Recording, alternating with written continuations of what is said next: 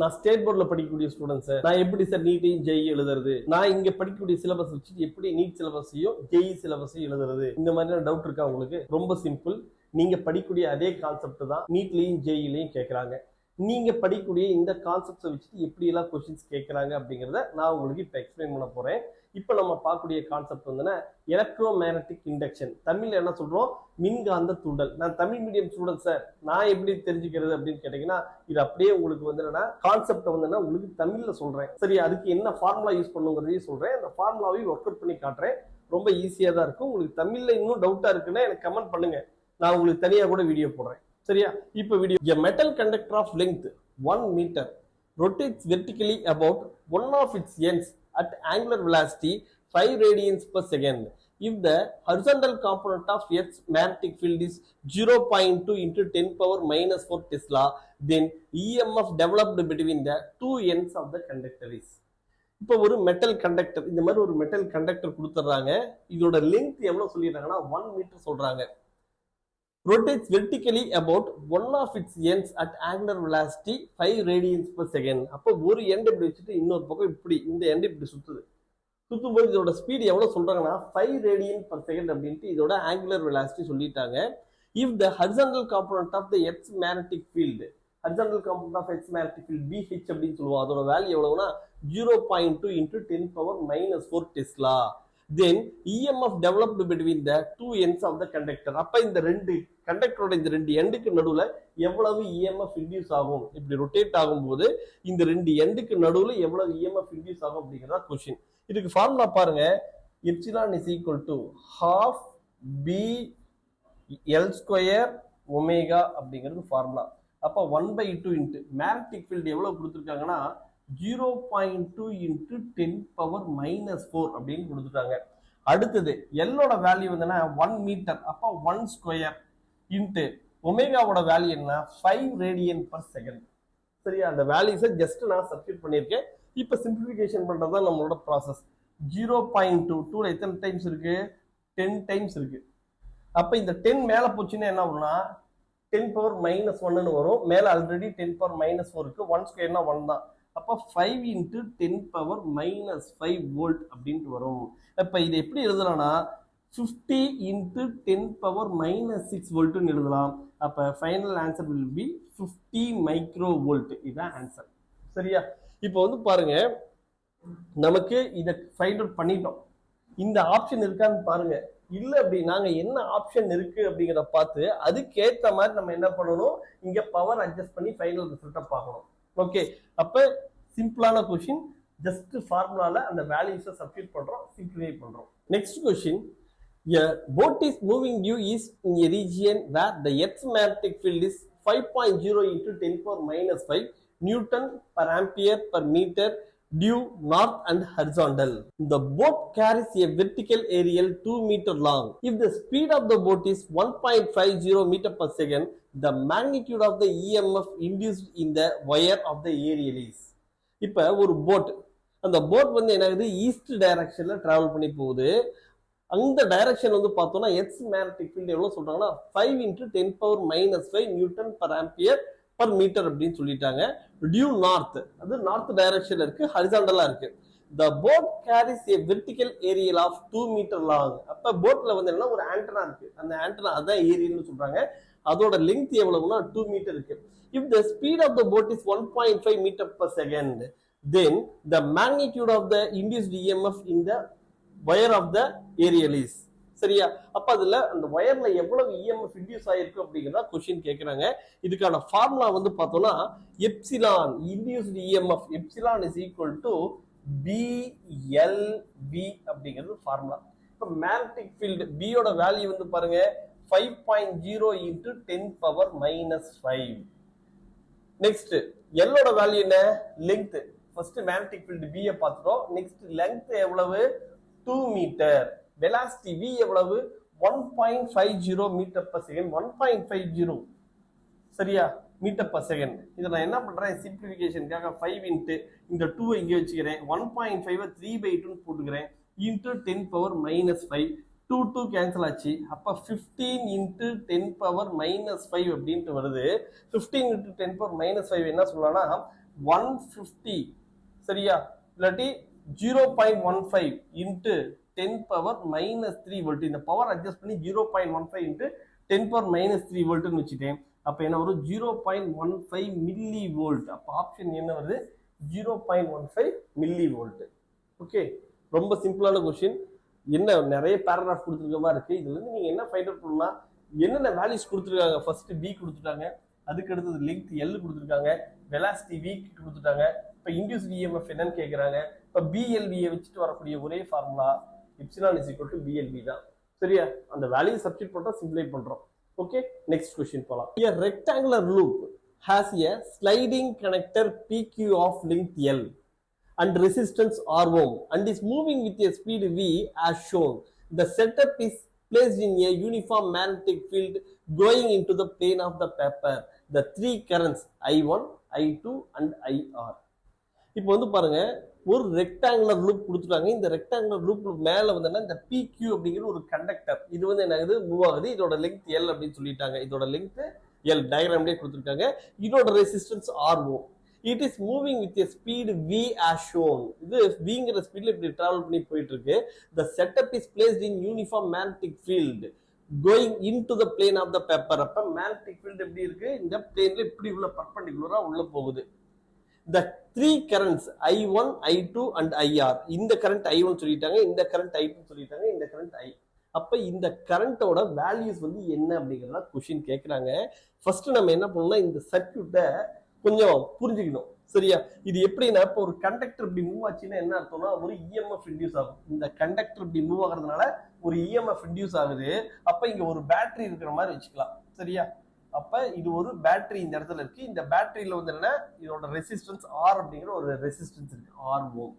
Okay, அப்புறம் வந்து பார்த்தோம்னா இங்க ஒரு ரெசிஸ்டன்ஸ் ஆர் ஓம் இருக்கு, இங்க ஒரு ரெசிஸ்டன்ஸ் ஆர் ஓம் இருக்கு. இதை வந்து என்ன இப்படி கனெக்ட் பண்றோம். இந்த கரண்ட் I1 சொல்லிட்டாங்க, இந்த கரண்ட் I2, இந்த கரண்ட் I. ஓகே, இதை இன்னும் சிம்பிளா எப்படி எழுதலாம்னா, இந்த சர்க்யூட் இப்படி இருக்கா, இங்க வந்து பாருங்க, இங்க ஒரு ரெசிஸ்டன்ஸ் ஆர் இருக்கு. சரியா, இது வந்து என்ன ஆகுதுன்னா நமக்கு இங்க ஒரு ரெசிஸ்டன்ஸ் ஆர், இங்க ஒரு ரெசிஸ்டன்ஸ் ஆர் இப்படி கனெக்ட் ஆயிருக்கு. அப்ப இந்த ரெண்டு ரெசிஸ்டன்ஸும் ஒண்ணுக்கு ஒண்ணு பேரலல்ல இருக்கு. இதுவும் பேரலல் கனெக்ஷன்ல இருக்கு. இது வந்து இந்த ரெசிஸ்டன்ஸ் ஆரோட சீரிஸ் கனெக்ஷன்ல இருக்கு. அதுதான் இந்த டயக்ராம்ல ரெப்ரசென்ட் பண்றாங்க. ஓகே, இப்போ வந்து என்ன பண்றோம்னா, நமக்கு இஎம்எஃப் எப்சிலானோட வேல்யூ வேணும்னா நமக்கு இந்த கண்டக்டர் மூவ் ஆகுறதுனால EMF epsilon is equal to BLV அப்படின்னு சொல்லிடலாம். ஓகே, நெக்ஸ்ட் வந்து என்னன்னா, கரண்ட் ஐயோட வேல்யூ வேணும்னா நம்ம என்ன சொல்லுவோம்னா EMF divide by resistance R. ஆனா இங்க வந்து பாருங்க, ரெண்டு ரெசிஸ்டன்ஸ் பேரலல்ல இருக்கு, அது இன்னொரு ரெசிஸ்டன்ஸ் ஆரோட சீரிஸ் கனெக்ஷன்ல இருக்கு. அப்ப இதோட எஃபெக்டிவ் ரெசிஸ்டன்ஸ், இது வந்து என்ன சொல்லலாம், எஃபெக்டிவ் ரெசிஸ்டன்ஸ் வச்சுக்கலாம். அப்ப எஃபெக்டிவ் ரெசிஸ்டன்ஸ் கால்குலேட் பண்ணா இந்த ரெசிஸ்டன்ஸ் ஆர் பிளஸ் இது ரெண்டும் வந்து என்ன, ரெண்டு ஈக்குவல் ரெசிஸ்டன்ஸ் ரெண்டும் பேரலல் இருக்கும்போது எஃபெக்டிவ் வேல்யூ எவ்வளவு வரும்னா R/2, R/n சொல்லுவோம் ஃபார்முலா. என்னங்கிறது எத்தனை ரெசிஸ்டன்ஸ் அப்படி பேரலலா இருக்குன்ட்டு, இங்க ரெண்டு ரெசிஸ்டன்ஸ் இருக்கிறதுனால R/2 சொல்லலாம். இல்லைன்னா இன்னொரு ஒரு ஃபார்முலா இருக்கு, ரெண்டு ரெசிஸ்டன்ஸ் இப்படி ஒண்ணுக்கு ஒண்ணு பேரலலா இருக்கு. அப்ப இதோட எஃபெக்டிவ் ரெசிஸ்டன்ஸ் வேல்யூ வேணும் அப்படின்னா என்ன பண்றோம், இது வந்து R1 வச்சுக்கலாம், இது R2 வச்சுக்கலாம். அப்ப R1 R2 divide by R1 plus R2ங்கிறது இதுக்கான formula. R effective resistance is equal to, இதை எங்க இருந்து டிரைவ் பண்றோம்னா effective resistance is equal to 1/R1 plus 1/R2. இந்த ஃபார்முலாவை தான் இப்படி எழுதுறோம்.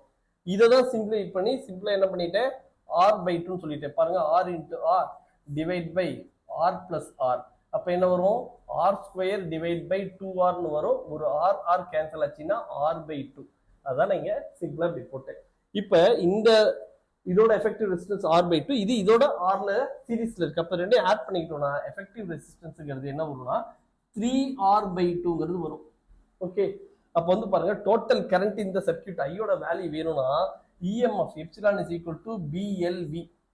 சரியா, டிவைட் பை டோட்டல் ரெசிஸ்டன்ஸ் எவ்வளவு 3R/2 போட்டோம்னா 2BLV டிவைட் பை 3R. இதான் வந்து டோட்டல் கரண்ட் ஐயோட வேல்யூ. இதோட வேல்யூ என்ன, 2BLV டிவைட் பை 3R. ஆனா இந்த கரண்ட் என்ன ஆகுது, ரெண்டா ஈக்குவலா பிரியும். ஏன்னா இங்கே ஆர்க ரெசிஸ்டன்ஸ், இங்கே ஆர்க ரெசிஸ்டன்ஸ் ஈக்குவல் ரெசிஸ்டன்ஸ் இருக்கிறப்ப அது ஈக்குவலா பிரியும். அப்ப இங்க இருக்கக்கூடிய கரண்ட் எவ்வளவு பிஎல்வி டிவைட் பை 3R, இது வந்து என்னது பிஎல்வி டிவைட் பை 3R. அப்ப I1 I2 ஓட வேல்யூ வந்து பிஎல்வி டிவைட் பை 3R, ஐயோட வேல்யூ என்ன ஆட் பண்ணோம்னா 2 பிஎல்வி பை 3R வரும். அப்ப அந்த மாதிரி எங்க ஆப்ஷன் இருக்குன்னு பாருங்க. I1 I2 is equal to BLV divided by 3R. ஐயோட வேல்யூ 2 BLV by 3R. புரியுது? ரொம்ப சிம்பிளான சர்க்யூட் பேஸ்டு கொஸ்டின். கான்செப்ட் புரிஞ்சுன்னா நீ ஈஸியா அட்டெண்ட் பண்ணலாம். Next question, when a current in a coil changes from 5 ampere to 2 ampere in 0.1 second, the average voltage 50 volt is produced. The self inductance of the coil is. இப்ப ஒரு coil கொடுத்துருக்காங்க, அந்த காயில்ல current change ஆகுது. எப்படி 5 ஆம்பியர்ல இருந்து 2 ஆம்பியருக்கு 0.1 செகண்ட்ல change ஆகுது. அப்ப கரண்ட் சேஞ்ச் ஆகும்போது என்ன ஆகுது, அந்த காயில ஒரு இஎம்எஃப் இன்டியூஸ் ஆகும். அந்த இஎம்எஃப் எவ்வளவுனா 50 வோல்ட் அப்படின்னு சொல்லிட்டாங்க. இப்ப self inductance of the coil வந்து என்னங்கிறது கேட்கறாங்க. அப்ப ஃபார்முலா வந்து என்ன, EMF epsilon is equal to minus L into DI by DT அப்படிங்கிறது ஃபார்முலா. இப்ப நமக்கு எல்லோட வேல்யூ ஃபைண்ட் அவுட் பண்ணணும். எப்சிலான் கொடுத்துருக்காங்க, இஎம்எஃப் எப்சிலானோட வேல்யூ எவ்வளவுனா 50 வோல்ட் அப்படிங்கிறது கொடுத்துருக்காங்க. Equal to minus L into change in current எவ்வளவுனா final current 2 ampere, initial current வந்து 5 ஆம்பியர் டிவைட் பை டிடியோட வேல்யூ 0.1. இப்ப எல்லோட வேல்யூ வேணும். அப்ப இது வந்து பாருங்க, இதை சிம்பிளை பண்ணிக்கலாம். 50 is equal to L into 3 divide by 0.1. இப்ப எல்லோட வேல்யூ வேணும்னா 50 into 0.1 divide by 3. அப்ப 50 into 0.1னா இதை 5 divide by 3 சொல்லலாம். இது சிம்பிளை பண்ணா 1.67 ஹென்றி அப்படிங்கிறது வரும். இது பாருங்க, ரொம்ப சிம்பிளான formula. Self inductance of the coil, அதை யூஸ் பண்ணி நம்ம எப்படி இஎம்எஃப் ஃபைண்ட் அவுட் பண்ணுவோம். Epsilon is equal to minus L into DI by டிடிங்கிற இந்த ஃபார்முலா. அந்த வேல்யூ சப்ஸ்டிட் பண்றோம், எல்லோட வேல்யூ கேட்கறாங்க. சில சமயம் எல்லோ டிஐ பை டிடியும் கொடுத்துட்டு இஎம்எஃப் கேட்பாங்க. இந்த தடவை எல்ல கொடுத்துருக்காங்க.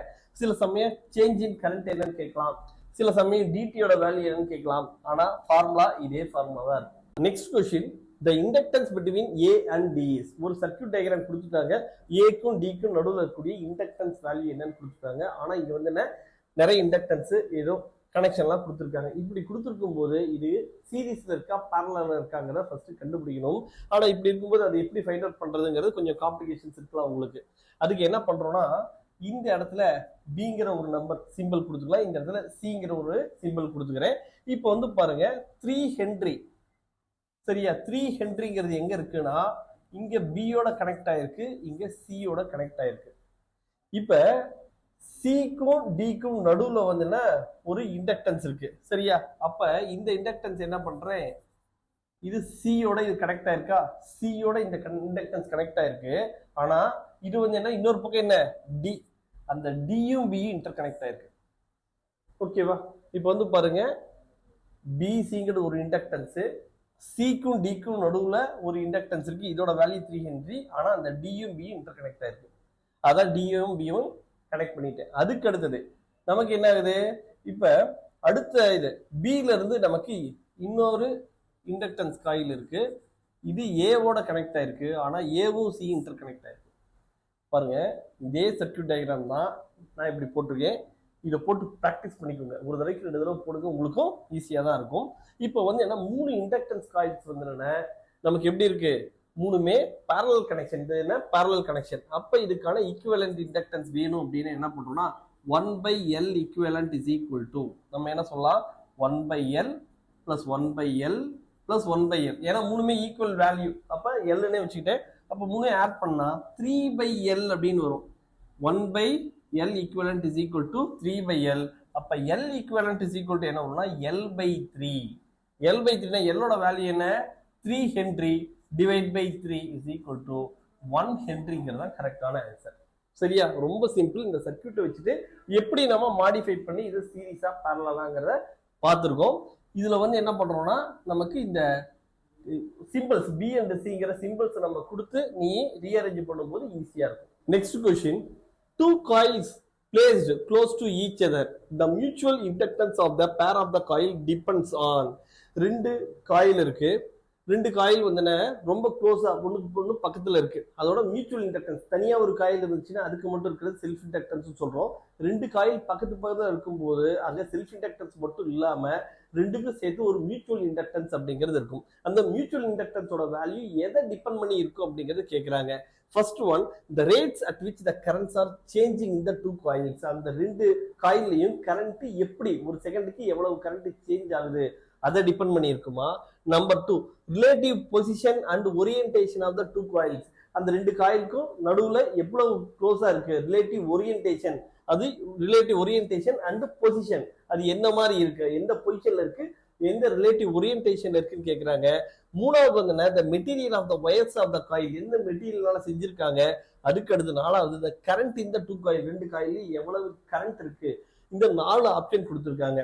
அப்போ வந்து என்ன, the two coils are placed close to each other. ரெண்டு காயில பக்கத்துல வச்சிருக்காங்க. the mutual inductance எப்படி இருக்கும் அப்படிங்கறத நமக்கு எப்படி சொல்லணும்னா, அந்த காயில், இது ஒரு காயில் இருக்கு, இன்னொரு காயில் இது வந்து என்ன இப்படி இருக்கு, இது எந்த மாதிரியான பொசிஷன்ல, இப்படி இருக்கா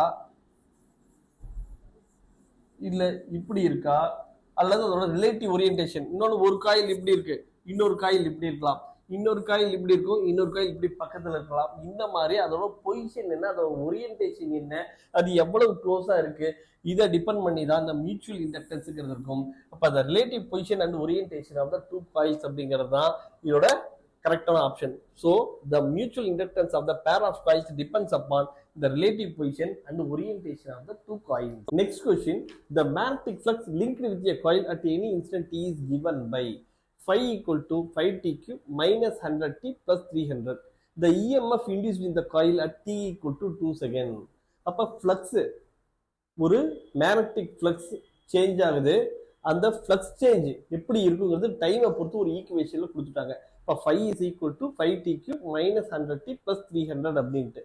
அப்ப t equal to 2 செகண்ட்ஸ்ல எவ்வளவு EMF இன்டியூஸ் ஆயிருக்கும் அப்படிங்கறத கொஸ்டின். இந்த மாடல் ரிப்பீட்டடா கேட்கக்கூடிய ஒரு மாடல். இதை பாருங்க, சிம்பிளா டிஃபரன்சியேஷன் நம்ம யூஸ் பண்ணி இதை போடுவோம். அப்ப EMF இன்டியூஸ்க்கு நமக்கு ஃபார்முலா என்ன தெரியும் அப்படின்னா, epsilon is equal to minus d∅dt அப்படிங்கிறது ஃபார்முலா. நமக்கு வந்து என்னன்னா மைனஸ் d/dt ஆஃப் ஃப்ளக்ஸ் ஃபையோட வேல்யூ எவ்வளவு கொடுத்துருக்காங்கன்னு பாருங்க. flux phi is equal to என்ன கொடுத்திருக்காங்க, 5t³ minus 100t plus 300 கொடுத்திருக்காங்க. அத சப்ஸ்டிட்யூட் பண்ணிக்கலாம். 5t³ minus 100t plus 300 அப்படின்னு கொடுத்துட்டாங்க. இதை டிஃபரன்ஷியேட் பண்ணா என்ன வரும்னு பாருங்க. இதை டிஃபரன்ஷியேட் பண்ணா மைனஸ் அப்படியே இருக்கட்டும், 5ங்கிறது கான்ஸ்டன்ட், t³ டிஃபரன்ஷியேட் பண்ணா 3t². என்ன ஃபார்முலா, நமக்கு t⁻n, இதை வந்து என்ன பண்றோம், டிஃபரன்ஷியேட் பண்றோம், d/dt ஆல டிஃபரன்ஷியேட் பண்றீங்க. பண்ணும்போது என்ன கிடைக்கும், நமக்கு n முன்னாடி வச்சுக்கிறோம், t⁻n-1 பவர் முன்னாடி வச்சுக்கிறோம், பவர்ல இருந்து ஒன்று குறைச்சிடுறோம். அதான் இங்க பாருங்க, t³ 3 முன்னாடி வச்சுட்டோம், 3ல ஒன்று கம்மி பண்ணி 3-1 2 அப்படிங்கிறத போட்டுருவோம். மைனஸ் t டிஃபரன்ஷியேட் பண்ணா 1, 100 மட்டும் கிடைக்கும், பிளஸ் 300 கான்ஸ்டன்ட் டிஃபரன்ஷியேட் பண்ணா 0. அப்ப இது என்ன வருது, minus of 5 into 3 15t² minus 100 அப்படின்ட்டு கிடைக்குது. இது EMF ஓட வேல்யூ. ஆனா இப்ப என்ன கேக்குறாங்கன்னா, at t is equal to 2 secondsல இதோட வேல்யூ கேக்குறாங்க. அப்ப EMF at t is equal to 2 seconds வேணும்னா இதுல t க்கு பதிலா என்ன பண்ணணும், 2ங்கிற வேல்யூவை சப்ஸ்டிட்யூட் பண்ணணும். அப்ப minus of 15 into t க்கு பதிலா 2, அப்ப 2² minus 100 போட்டோம்னா minus 15 into 2² என்ன வரும், 4 வரும், மைனஸ் 100. அப்ப 15 into 4 60 மைனஸ் 100 பிராக்கெட்ல என்ன வருது, மைனஸ் 40. அப்ப மைனஸ் ஆஃப் மைனஸ் 40 ஆன்சர் வந்து 40 வோல்ட். இந்த மாடல் நல்லா பார்த்துக்கோங்க, திரும்ப திரும்ப ரிப்பீட்டடா கேட்கக்கூடிய model. Next question, lens law applies to electrostatics, lenses, electromagnetic induction, cinema slides அப்படின்னு 4 ஆப்ஷன் கொடுத்துருக்காங்க. இந்த லென்ஸ் லா அப்படிங்கிறது நமக்கு எங்க யூஸ் பண்றோம்னா, எலக்ட்ரோ மேக்னெட்டிக் இண்டக்ஷன்ல யூஸ் பண்றோம். லென்ஸ் லா அப்படிங்கிறது என்னன்னா, நமக்கு ஒரு EMF இன்டியூஸ் ஆகுதுன்னா அதுல EMF ஓட டைரக்ஷன் எப்படி இருக்கும் அப்படிங்கிறத சொல்றதா இந்த லென்ஸ் லா. இந்த EMF ஓட டைரக்ஷன் எப்படி இருக்கும்னா, அது எதனால உருவாகுதோ அந்த காரணத்தையே வந்து என்ன, அது வந்து என்ன அப்போஸ் பண்ணும். அதாவது it opposes the cause of its production. சரியா, எதனால அது கிரியேட் ஆகுது, எதனால அது ப்ரொடியூஸ் ஆகுதோ அதுக்கான காஸ், அதுக்கான காரணத்தை அது எதிர்க்கும். அதுதான் இந்த லென்ஸ் லா. இதை நம்ம எங்க பாக்குறோம்னா, எலக்ட்ரோ மேக்னெட்டிக் இண்டக்ஷன்ல பாக்குறோம். சோ இதுக்கான ஆன்சர் வந்து என்னன்னா electro magnetic induction. Next question, Fleming's left and right hand rules are used in. Fleming left hand rule தெரியும், ஃப்ளமிங் ரைட் ஹேண்ட் ரூல் தெரியும். இதை எந்த இடத்துல யூஸ் பண்றோம் அப்படிங்கறத கேக்குறாங்க. ஃப்ளமிங்ஸ் லெஃப்ட் ஹேண்ட் ரூல் வந்து எங்க யூஸ் பண்றோம்னா டிசி மோட்டார்ல யூஸ் பண்றோம். அதே மாதிரி ஃப்ளமிங்ஸ் ரைட் ஹேண்ட் ரூல் எங்க யூஸ் பண்றோம்னா டிசி ஜெனரேட்டர்ல யூஸ் பண்றோம். சரியா? அப்ப option 3 DC motor and DC generator அப்படிங்கிறது இதுக்கு கரெக்டான option. Fleming's left hand and right hand rules are used in DC motor and DC generator.